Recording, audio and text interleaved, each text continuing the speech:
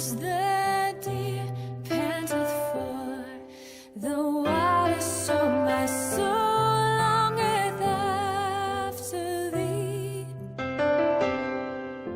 You alone are my heart's desire, and I long to worship thee. Welcome to the cruise. God bless you for coming. Please gather your people around the television set and let us go to God together. Father, we come because you bid us come. We come through Jesus Christ our Lord. We come because we have nowhere else to go. As a servant looketh into the hand of his master, so we look into your hand. It's only from your hand that any good thing can come to us. Speak to us. Change us, heal us, deliver us, bless us, and cause that, Lord, as understanding comes, we shall stand firmly for you. In Jesus' name we pray. Amen. Enjoy your Bible. It's our pursuit. That this Bible is not just an ordinary book, like a science book, like a sociology book, like a geography book, like a history book, that it is the book God breathed, inspired by the Holy Spirit, and written down by men who were under the inspiration of God. 66 books, written over 1,000 years, but yet synchronized by the same one Holy Spirit. The more sure word of prophecy, the eternal word of God that is infallible. If you lay your life on this, you've made it. And we said many people have a copy of this, but they don't read it. They take it to church only on Sundays and come and keep it back on the shelf. Or some people use it for magic. No, this book is God's love letter to you. It's God's provision for your success in life. If you open it every time, and God opens it for you and opens your heart and opens your eyes and tears away the veil, and you begin to enter into it deeper and deeper and deeper, you are going to become a very rich man, because this contains treasures. So that's our pursuit, to enjoy your Bible. This book is very archaic and very uninteresting to so many people. They can't appreciate it. They think they're fairy tales. No, they contain the history, the principle, the law, the letter that God wrote to man, right from covering generations and teaching you what God wants of you and how you will live to make premium and maximum profit out of life. May the Lord endear you to his word. May the Lord draw you closer to his word. This is like a river, you must drink from it. This is like a field, you must dig it. So we have been in Genesis, and we are moving slowly but steadily. If I can finish Genesis with you, it's been a long study. Even though we've not been exhaustive, then every other book shall be open, because this is the Genesis, the beginning of everything. We're now in Genesis 39. We came to Genesis 37 and began to look at the story of Joseph, where there's more intergnum, a small parenthesis, to look at the story of Judah very briefly. Then we continue with Joseph. Joseph is a key man. There's some key men, there's some key passages in the Bible, there's some key doors. There's nothing that God does without doors. There's some pillars. If you remove them, nothing stands again. In his sovereign will, he has ordained it so. Joseph was a key man. Sold by his brothers. Separated from his brothers. And for years, they thought he was dead. A type of Christ. But he went to prepare for them in Egypt. So I'll read it for today for you. As usual, I'm looking for a convenient place to stop it. And I'll just read it. And Joseph was brought down to Egypt, and Potiphar, an officer of Pharaoh, captain of the guard, an Egyptian, they bought him of the hands of the Ishmaelites, which had brought him down thither. And the Lord was with Joseph. And he was a prosperous man. And he was in the house of his master, the Egyptian. And his master saw that the Lord was with him, and that the Lord made all that he did to prosper in his hand. And Joseph found grace in his sight, and he served him. And he made him overseer over his house. And all that he had he put into his hand. And it came to pass from the time that he had made him overseer in his house, and over all that he had, that the Lord blessed the Egyptian's house for Joseph's sake.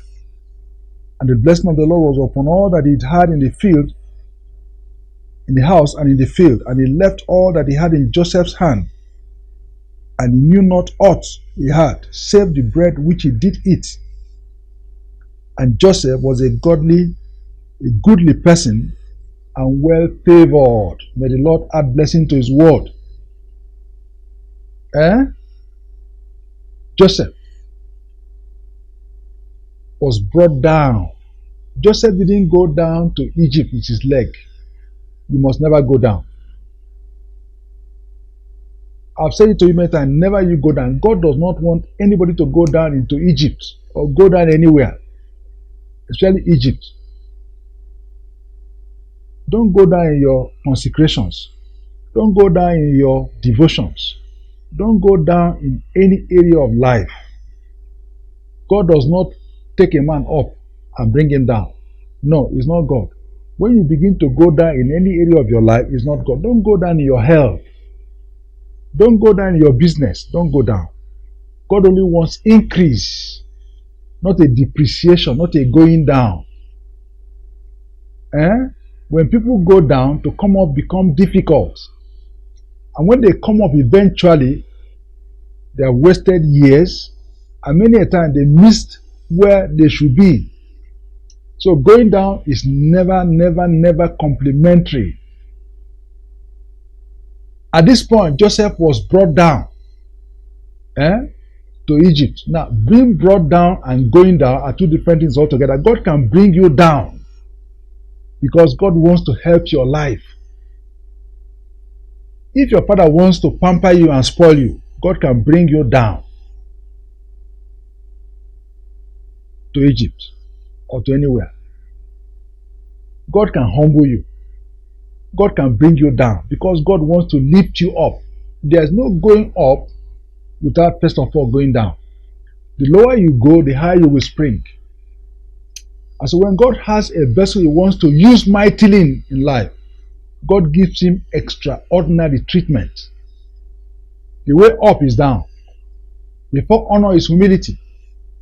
God humbles you. God takes you down. God deprives you of many things. God deals with you because he's trying to make you an oak of righteousness. When you see a very tall building, the foundation is very deep. When you see corn, they are all things that grow in 3 months and they are cut down. Tomatoes. When you see an iroko tree or a cedar tree that will stay for years, hundreds of years, they don't normally spring out quickly. So when God is going to use you mightily as a great instrument in your generation, God sets his satellite upon you and he will bring you down from your ivory tower. He will bring you down from your fortress. He will bring you down from wherever you have put your confidence and trust in. So that's why God brought him down. And Potiphar, an officer of Pharaoh, Potiphar was the captain of the guard. You see, kings and presidents have special allied guards, commandos that guard the palace. Potiphar was the commander there. And he bought, oh my God, he bought Joseph out of the hand of the Ishmaelites who brought him down to that place. He went to the market, slave market. He bargained for Joseph. He bought Joseph. God can bring you down. But don't worry. If it's not sin that brought you down, because sin can bring you down. If it's God that brought you down, don't worry. Trust him. It's for a purpose. He does nothing in vain. Even when men are haggling for you, they have haggled for him with Ishmaelites. His brothers have haggled for him with Ishmaelites. 30 pieces of silver. Now, this man went and bought him. But that is all God's method. That is all God's way to bring him where God will raise him. And the Lord was with Joseph. That's what is important. No matter where you are located, whether you are in prison, whether you are in Potiphar's house, whether in your father's house, whether you are in school, the critical quantity is that God is with you. If you can say that God is with you anywhere, then you have no problem. Your dreams will come to pass. All the dream Joseph was dreaming before is not lost yet. Those brothers said, we will kill him so that we will see how his dream will come to pass. But you cannot kill a man with a dream. So they sold him. And it was through this process that God was going to work out those dreams. Because God had to prepare him to stand where those dreams will be fulfilled. So he brought him down to the house of Potiphar. And God's presence was with Joseph. God never departed from him. As they were carrying him, this man were carrying, God's presence was with him. As they were in the slave market, God's presence was with him. As he relocated to Potiphar's house, God's presence, I don't know whether he was living in a one small corner of the boys' quarter, God's presence was with him. And it was going to be very evident to all, my friend, can I say to you, God's presence is all that matters. The currency is not money. The currency is not human connection. The currency that brings a man to greatness is God's presence. That's why Moses told God, he said, if your presence will not go with me, I will not go. God said to him, I will give you angels. Angels will go before you. They will deal with your enemies. God said no. Moses said no. I don't want angels to go with me. It is you. And God's presence is the matter. Friend, do you understand it? Are you doing many things and you're not sure that God's presence is with you? Have you attracted that God's presence and you can carry it anywhere you go? Is it clear to all and sundry that it is because of God that you are succeeding? And when God's presence goes away, do you know? Because once sin comes, God's presence will lift. And the intensity of God's presence upon a man grows. If you faithfully keep pursuing God, God is a rewarder of all those who diligently seek him. If you seek him, he will be found of you. And you can maintain that presence if you refuse sin, and that presence can grow. And friend, if it grows, the Lord was with Joseph and he was a prosperous man, a very successful man, a houseboy who is successful, more successful than his master in the main house, more successful than the Pharaoh of Egypt. Everybody had to depend on this man because he was prosperous. Now, prosperity that is translated in terms of money and wealth is a faulty prosperity. The prosperity of the wicked, the Bible says it will slay him. So if you got your wealth by means that is not godly, that's not prosperity. And we need to state this thing very sharply and very, very emphatically, because these are the days when people measure your prosperity by how much are you worth. That's the word. Say, how much are you worth? The richest man in Africa is so person. How much is he worth? How many billions of dollars is he worth? Now that's how the world measures prosperity. But the man may be a defeated man. The man may be a victim of circumstances. The man may be a man who cannot marry a wife and succeed. The man may be a man who is living in fear, and yet they call him a successful, a prosperous man. No, you can't be living in fear. You can't be a victim of circumstances. You can't be a man who is being dominated by everything around you. You can't be a man who is a beggar and be a prosperous man. You can't be a man full of lust and full of all kinds of fears and be a prosperous man. That is a wrong definition of prosperity. Yes, wealth is important. Money is a defense. But that's not what makes a man prosperous. A prosperous man eventually will have money because money is useful. But that's not the issue. Even before he has any money, God's presence makes a man to be prosperous. And whatever that man does, you will discover it shall be special. And he was in the house of his master the Egyptian. In case you think as he had left the master of his house the Egyptian, that's where he was. He was in the boys' quarter. He was in the servants' quarter. But in a short while, he had distinguished himself among all the servants in that house. He was still there in his master's house. His master was Potiphar and his family. He served them. But the Bible says he was a prosperous man. And in case you think that he had left that place, he was in that place and the Bible says he was still prosperous. I'd like to beg you to submit yourself to God and be obedient to Him and allow Him to deal with your life. All you need to do is to be prosperous. Even in your training, be prosperous. When Joshua was going to start his ministry, God gave him a key of prosperity. Say, this book of the law shall not depart out of your mouth. You shall meditate in it day and night, and be careful to do all that is written therein. Say, so shall thou make thy way prosperous and have good success. If you will read this book every day and meditate inside it and receive revelations from it and do according to what is written here, no matter your field of human endeavor, you will prosper and succeed. A student will succeed. A businessman will succeed. A wife will succeed as long as this book does not depart out of his mouth. You choose it and he meditates on it. Oh my God. If you do this and you be careful to order your life according to what is written here, this is what has prospered every man that prospered in life. It is the word of God. And sometimes people think that if I depend on the word, I will fail. So they run here, and they still fail. They move here, they make connection here, they manipulate here, they do all things, and they still fail. But the man that stands on the word of God stands sure. Success will follow you. And his master.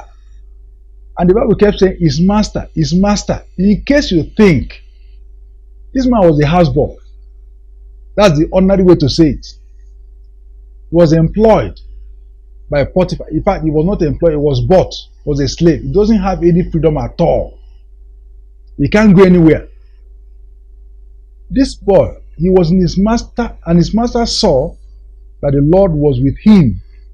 That the Lord made all that he did to prosper in his hand. That whatever this boy did, the master observed him and saw that, look, this boy, and I've done this kind of thing sometimes. I watch a man over time, and there's some men that you cannot commit anything to their hand, it will spoil. There's some men that anything you put in their hand, it doesn't work. You will tell stories. But there's some men that I don't know how God does it. Whatever you give them to do, go and sleep. That's the testimony of Joseph. So, greatness is not overnight. When God is with you, He will cause everything you do, small or big. You will not be a storyteller. You will build up a good life. And I'm just interested in this story. The master saw that the Lord was with him. That the Lord prospered him in everything he did. I remember Psalm 1 that says, blessed is the man that does not walk in the counsel of the ungodly, nor stand with sinners, nor sit in the scornful, but that his delight is in the law of God, and in his law does he meditate both day and night. He said, whatever he does, it shall prosper. It shall be like a tree planted by the rivers of water. It does not lose its leaves in harmattan.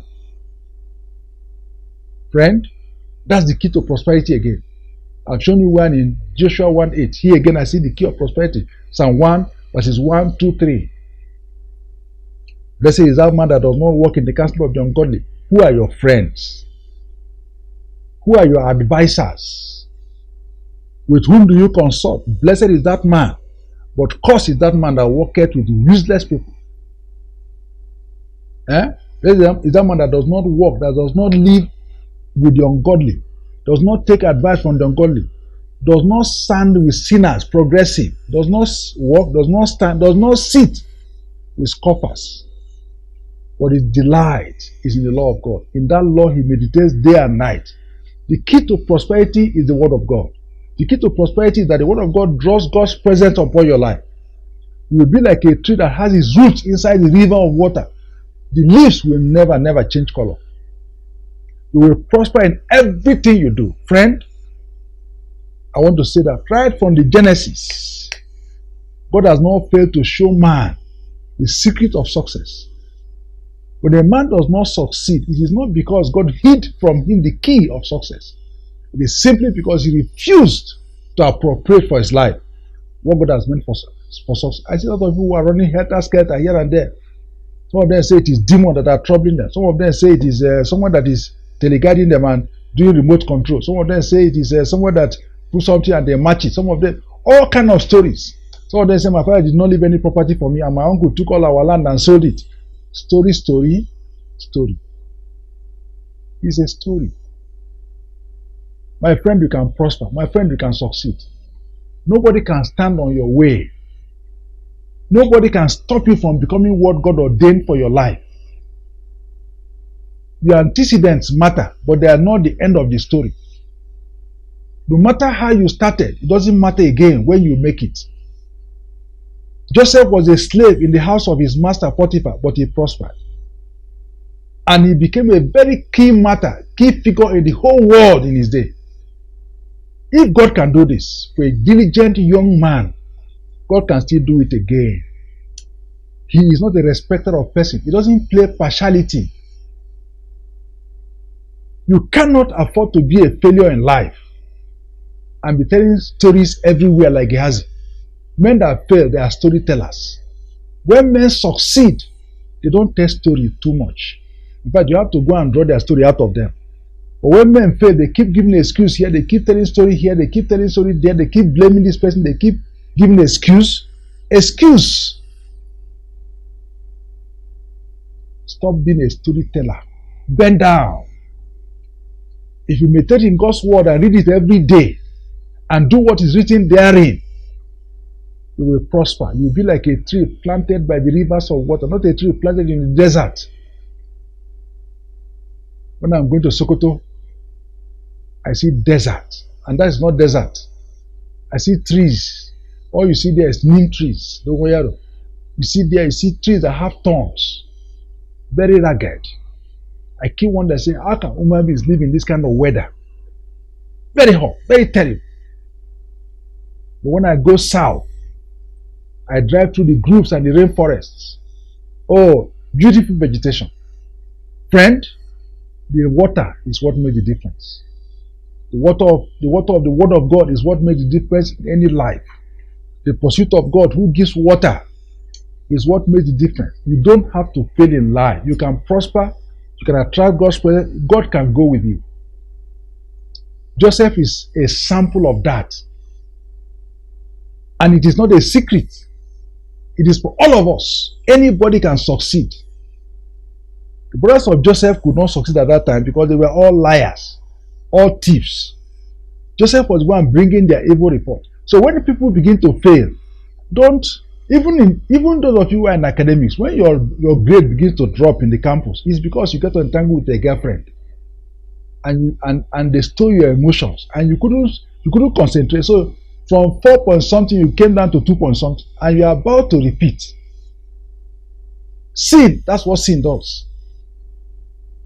And because everything he did perfect, the Bible says, and Joseph found grace in his sight, and he served the man, and he made him overseer over his house, and all that he put his hand and over his house, and all that he had, he put it into his hand. It came to pass from the time that he had made him overseer over his house, and over all that he had, that the Lord blessed the Egyptian's house for Joseph's sake, and the blessing of the Lord was upon all that he had in his house and in the field, and there is nothing that he didn't leave in the hand of Joseph except the food he ate. Even his wives, even his children, everything was in Joseph's hand.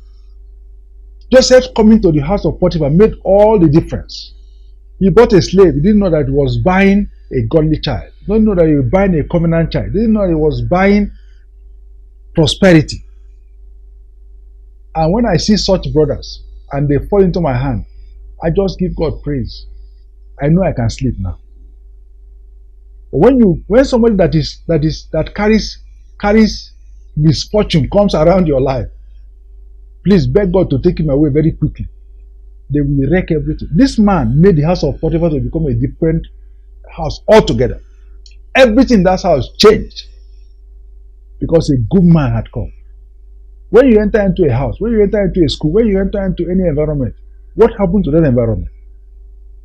Does it know that God has come? Or does it keep groaning and grinding? Do you make a difference? When Elisha entered the house of the Shunammite woman, everything changed. When Elijah came to the house of the widow of Zarephath, everything changed. There are some men that carry God, that wherever they enter, everything changes. The atmosphere becomes different. What kind of influence do you bring? Now, these men, I'd like you to watch it. Let's pray together. I didn't see sin. I didn't see evil.